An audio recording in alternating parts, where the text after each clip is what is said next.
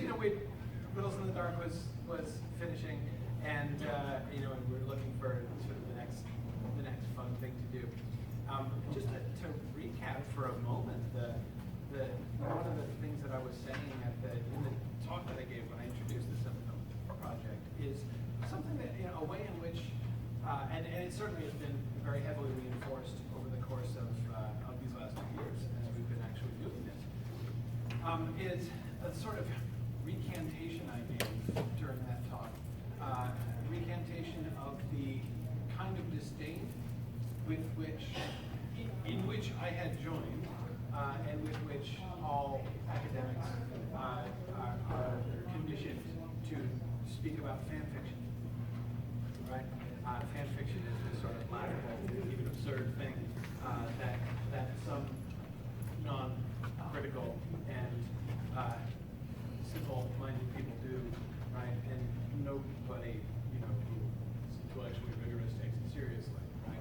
It's this sort of puerile activity that eventually some people grow out of. That's the normal thing, right? That's the way academics think about it, talk about fan fiction. And the thing that's the process that I kind of developed for me was the recognition over years and years of the wonderful opportunity to teach more and more Tolkien and more elements of Tolkien than I had ever taught before. During our first few years at Mythmoot and Signum was the recognition that almost everything Tolkien wrote was fan fiction. I mean, some of the really overt kind, like Sigurd and Gudrun as Old Norse fan fiction, right? Hey, let me see if I can do that meter and retell these stories. Right? I mean, the way that, in fact, that the whole way in which his scholarship and his creative life were together, which you can see everywhere, not just in his actual scholarship, of course, where you can see again and again his creative sensitivity being engaged. He's not just talking about things, he is imaginatively investing them with a kind of life. But of course, throughout his fictional works, which are, almost as, the argument which Tom Shippey has made many times, almost all of the things that he thought about Anglo-Saxon and the Anglo-Saxon culture that he never published, right?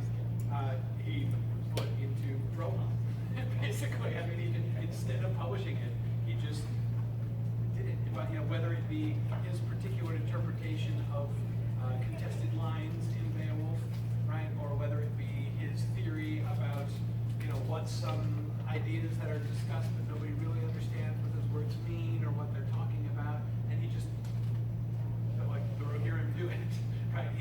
So instead he just kind of fun. Anyway, as I began to sort of see and appreciate that more and more, the significance of the combination of critical and creative activity, that is the kind of imaginative investment in the secondary world, which is normally classified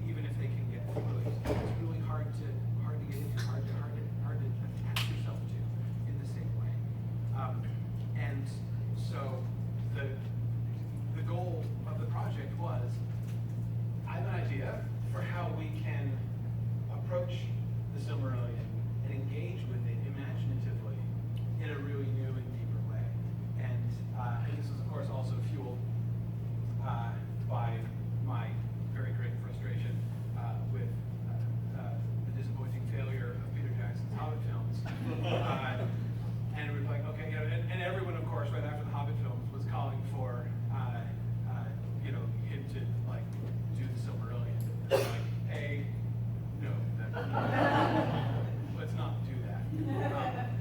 And thank God we can't. But it's like, well, we could. And so we began, and the process of thinking through what a theoretical adaptation of the Silmarillion would look like, and to go through and plan it on every different level and say, let's really invest ourselves imaginatively in occupying the space of this story and really coming to understand it. And that whole combination of very close reading and the same kind of imaginative investment in filling in the corners and trying to understand what is outside the often quite bare frame of the narrative that Tolkien gives. How can we make sense of this? How can we make this story work in more than the bare, epitome, the word Christopher Tolkien uses to describe it, the bare kind of outline that it often is. Anyway, so this is where the project began. Marie's here, so I'll stop stalling. Marie and Nick have been two of the leaders of the, so I started it off and the goal, the hope was that lots of listeners and people would jump in because I know how to do half of what we're talking about. I can talk about the story, but the idea was that we would build a community of people who would all be participating imaginatively in this process.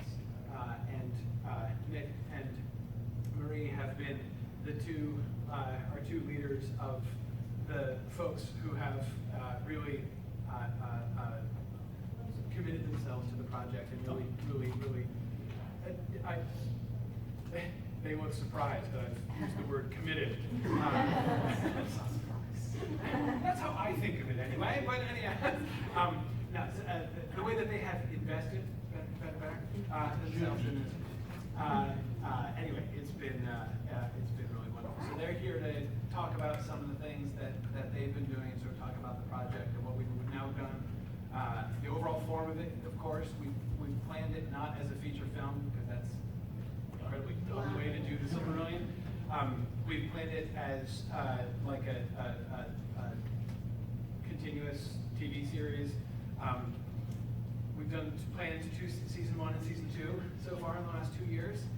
Chronologically, season 1 went from the Ainulindale through the chaining of Melkor, and season 2 has gone from Cuiviénen and the awakening of the elves through the darkening of Valinor. Was the climactic episode 13 of season 2. So that's the ground that we've covered and the stuff we've done, and they're going to come and talk some more about things that we've done and stuff that we've learned along the way.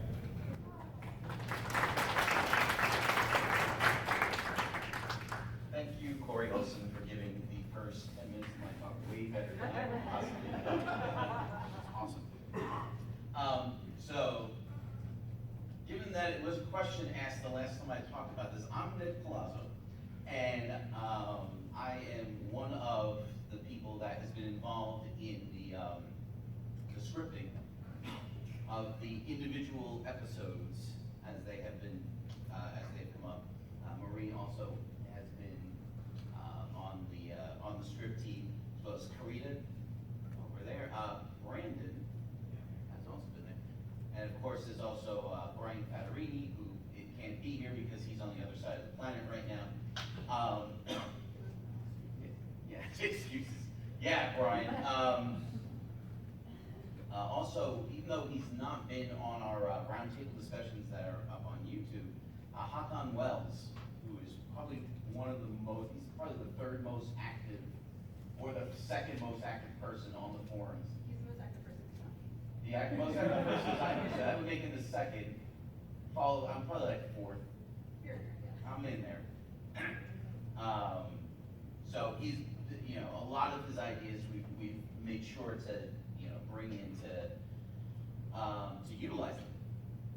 So anyway, as Professor Olsen was saying earlier, now we're in season 2, where we now have elves in Silmarillion. SilmFilm now with 100% more Silmarils. So, wanted to talk a little bit about the beginning episode of season 2, because it gives a problem that happens quite a lot in the Silmarillion, as far as positioning and as a visual adaptation goes. So Tolkien tells us a little bit about life at Cuiviénen.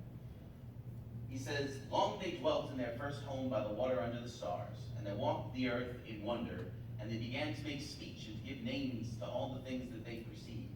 Themselves they named the Cuiviénen, signifying those that speak with voices, for as yet they had met no other living things that spoke or sang.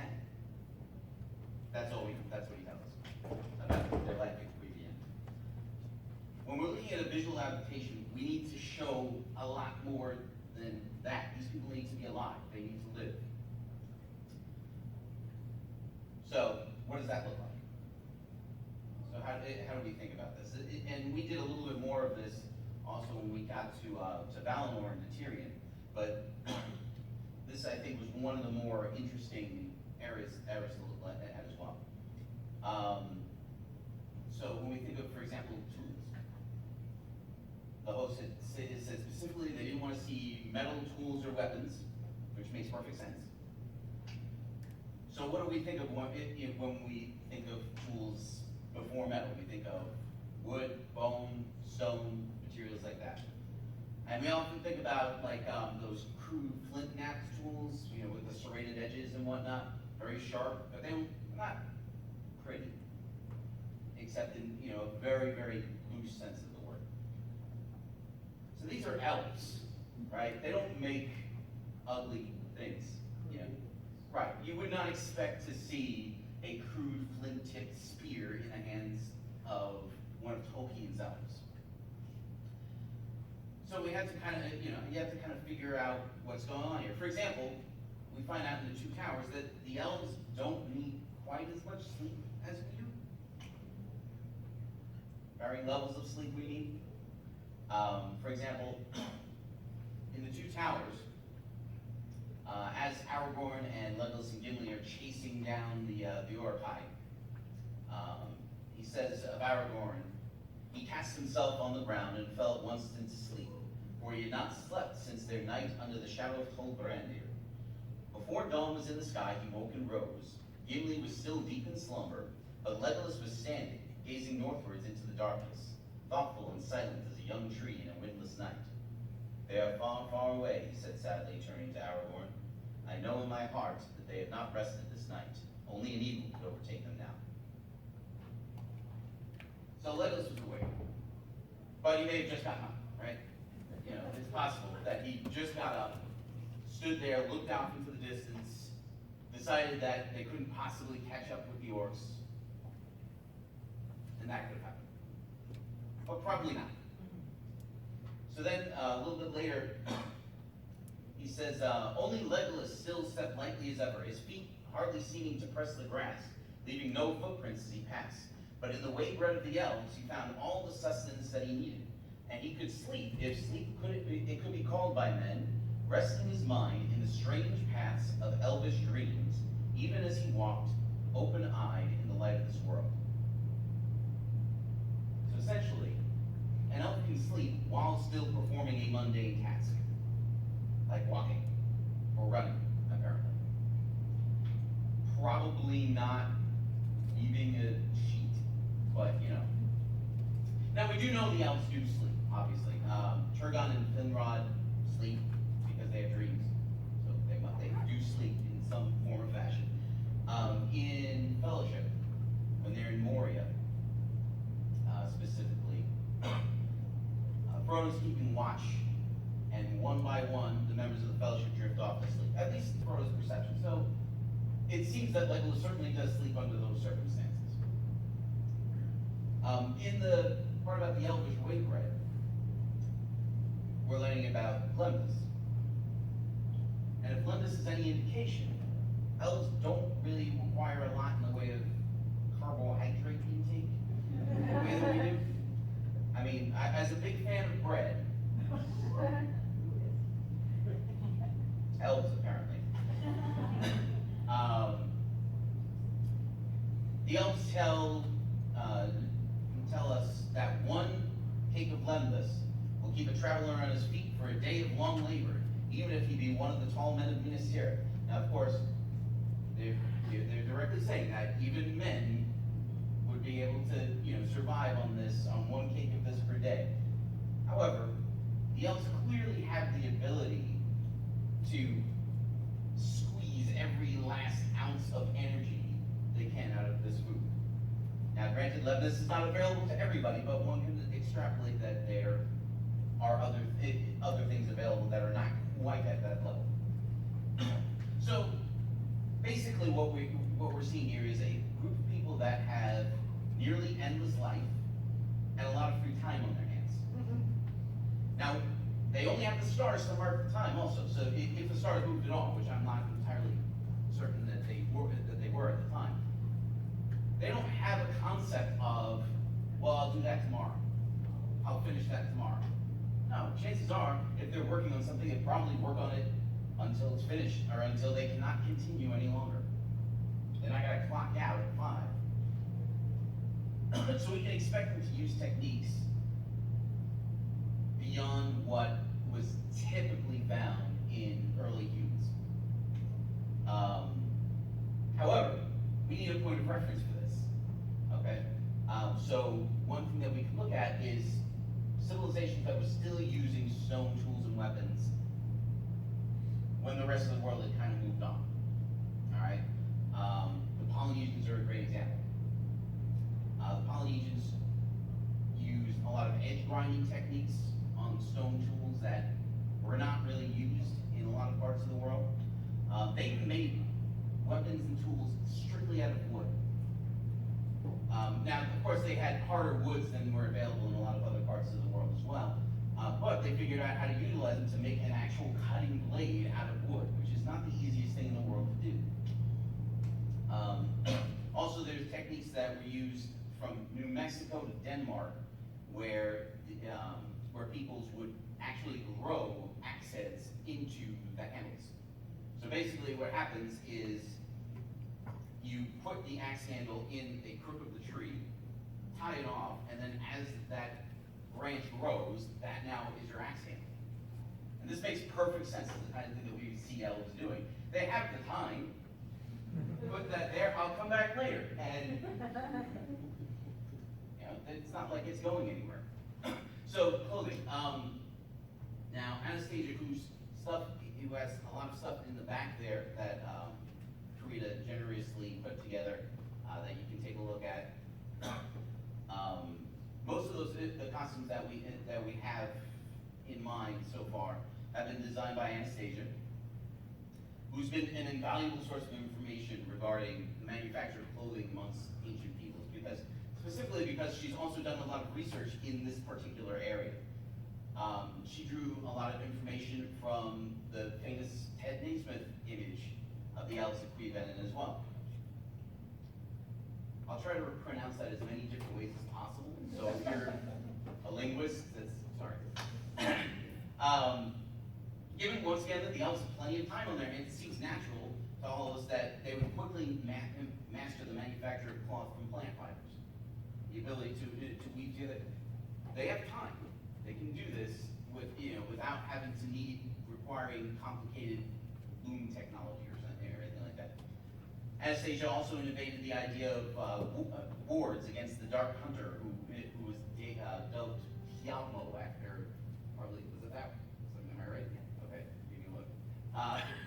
After this, the discussion went on for like 10 pages, so a little confusion is kind of to be expected. The idea of these words being tattooed was floated for a little while, but it was determined that the permanence of this would have an even greater effect on the elves than it does on us. So, not to mention some people might have a cow. Shouting. So, early on, and I forget exactly where the source of this idea was, it was decided the reason the Valinor are the least numerous of peoples is because they have been the hardest hit by the Dark Hunter. So they moved to this nice little island in Cuiviénen. It's another different way. So this would be a fairly recent settlement as far as elvish mindset goes. Fairly recent settlement they've constructed. We wanted to avoid the idea of there being walls. Why would they necessarily need them? We do know that the elves don't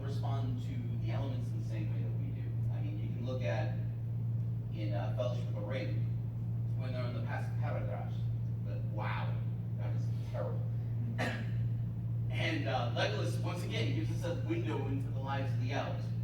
It says that Legolas watched them for a while, them being Boromir and Aragorn as they struggled through the snow. Legolas watched them for a while with a smile upon his lips, and then he turned to the others. The strongest must seek a way, say you. But I say, let a plowman plow, but choose an honor for swimming, and for running light over grass and leaf, or over snow, an elf. With that, he sprang forth nimbly, and then Frodo noticed, as if for the first time, though he had long known it, that the elf had no boots, but wore only light shoes, as he always did, and his feet made little imprint on the snow. Farewell, he said to Gandalf, I go to find the sun. Then swift as a runner over firm sand, he shot away, and quickly overtaking the toiling men, with a wave of his hand he passed them, and sped into the distance, and vanished round the rocky turn. What a jerk. Yeah, seriously, he's a little too serious. But, anyway. Now, I've seen pictures of Fingolfin's elves crossing the Helcaraxa, bundled up in furs, which, okay, this is the Arctic, so that makes a certain degree of sense. However, Legolas is climbing this immensely tall mountain with only the same light shoes that he's been wearing the entire time, and will continue to wear, presumably, as they go into the rest of the over the rest of the book. So we can surmise then that the elements have less of an effect on the elves than they do on men. Once again, we have to remember that nothing should appear crude or hastily built. For the Teleri, we could see them on houseboats as well as in flats in the trees. The Noldor should not differ greatly from the others, at least not until the War of the Powers begins, which happens about, I would say about halfway through the first episode. Now, for reasons that are beyond the scope of the discussion, if somebody wants to ask about it later or read stuff, feel free. But we decided to push the War of the Powers back until the awakening of the elves. But from their perspective, it is a completely cataclysmic event. And it's one that lasts for decades. In our adaptation, Celeborn, a little bit of change, Celeborn, who happens to be there, grows up during the War of the Powers. So the Noldor, seeking a practical solution, as always, begin to dig out shelters in the ground as protection from the constant storms and earthquakes. So, all that said, does anybody have any questions on any of that? I turn it over to Marie. Yes? This is kind of trivial, but since there is not day as we know it, sun and moon and all that, what do you conceptualize that they use for light? That's a very good question.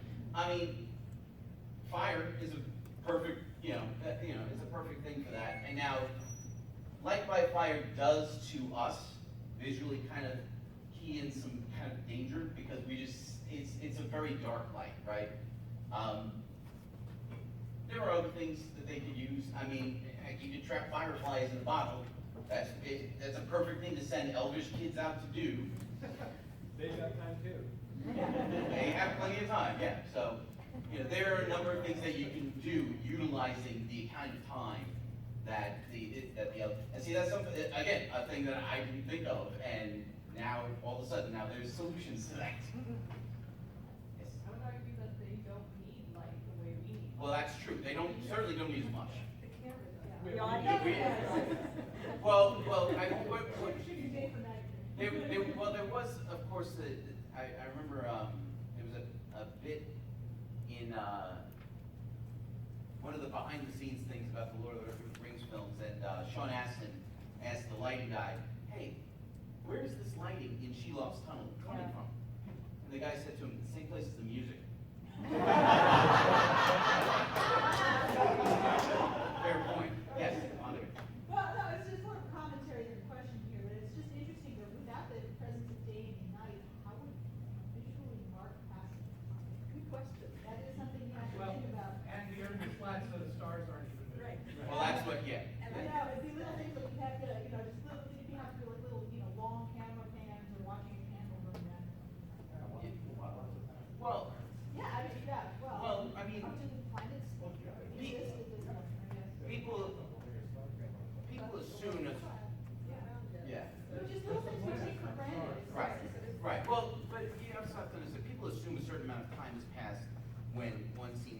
another. They also tend to assume that once a character that was in a scene before is now in another scene, some time has passed by then. So, you know, there's things like that. And of course, over the course of episode 1, Celeborn grows up. That's true, but it's just one of those visual Right. cues we don't think about. Right. Plus, he's not gonna look old Much without research 2 is years, done. you know. Right. Yeah. Yes. I'm just thinking about the landscape Uh-huh. physically, and what did you visualize Cuiviénen looking like physically? So you know that painting, that Ted Naismith painting? That is the way I visualize it. I But was wondering if you were visualizing like green plants, because it's under the stars and there's no light. we've had a lot of discussion about that, Mostly, actually. in season 1, we did have the lamps. Okay. So we had some light available for, the 2 whole episodes. It was awesome. It was awesome. Thankfully, it was awesome, yes. Never gonna let it go. So the trees grew then. So we were allowed to grow some forest while we had lamps. And then, obviously, the lamps go away and the trees are in Valinor, so Middle-earth isn't really lit in Cuiviénen, but we can still have forests around the lake, because we wanted the birthplace of elves to be very elvish. Okay. You can't not have. Sorry, I forgot that Ivana puts everything to sleep, so Yes. it's just dying, it's just sort of there. Right, it's just kind of static and not growing very much. Yes. It's like a taiga Like forest. everything else. It's just growing slowly. And of course, there's Like always, my yard in winter time. yeah. Yeah, but There's like also, there's plenty of mosses and lichens and stuff like that. There's plenty of other plants that grow in very, very minimal lighting. And there's plants that grow on volcanic faults under the ocean. So, and, Or Arctic ice, or Yeah. whatever. So we're going for some level of suspension of disbelief with, the plants are fine, they're just fine, thank you. yes. But it does bring up an interesting thing, because that means that the plants are a non-renewable resource. Oh, yeah. But not really growing. Yeah, that's a very good point. Just briefly, to Yeah. say, you see how much fun this is? and again, like, how long was the passage you read from Cuiviénen? Like 2 sentences? About, yeah, it was very short. That's what he gives us, right?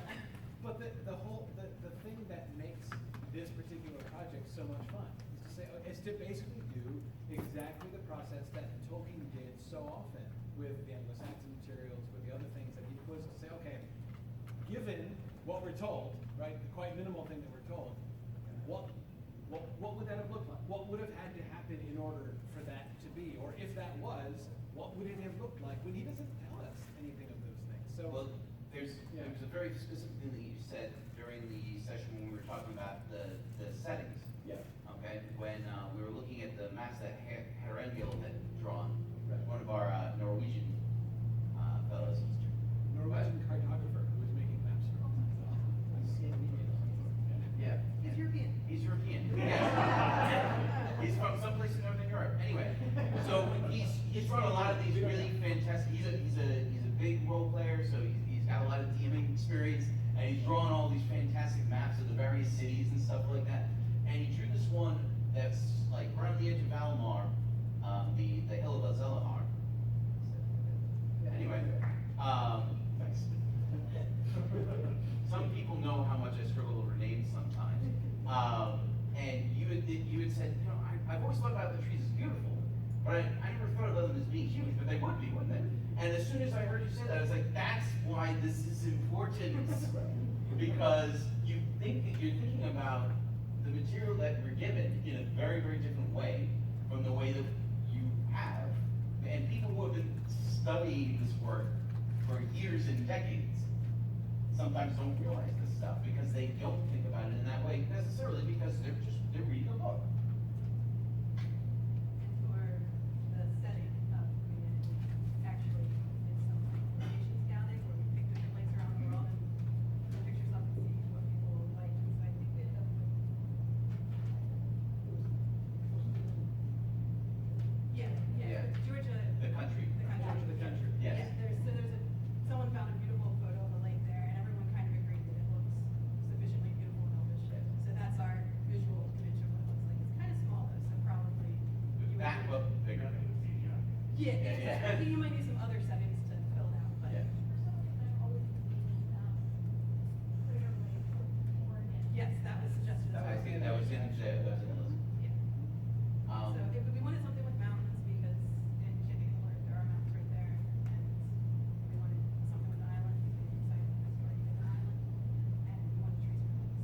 that basic thing, and we wanted it not too far north, not too far south, we wanted it slightly. So did you want to start telling us about the move to, about if we move to Valinor?